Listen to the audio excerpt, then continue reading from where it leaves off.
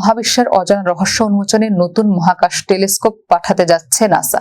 Nancy grace Roman space telescope নামের এই অত্যাধুনিক টেলিস্কোপ উৎক্ষেপণের সব প্রস্তুতি শেষ হয়েছে।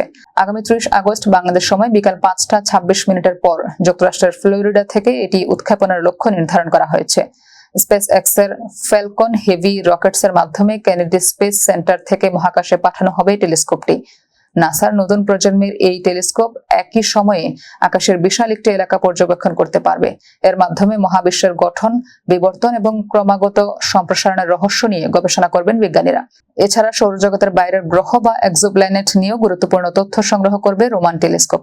বিজ্ঞানীদের আশা, এই মিশনের মাধ্যমে মহাবিশ্বের ইতিহাস সম্পর্কে মানুষের জ্ঞান আরও সমৃদ্ধ হবে এবং দূরবর্তী নক্ষত্র ও গ্রহ নিয়ে গবেষণায় খুলবে নতুন দিগন্ত।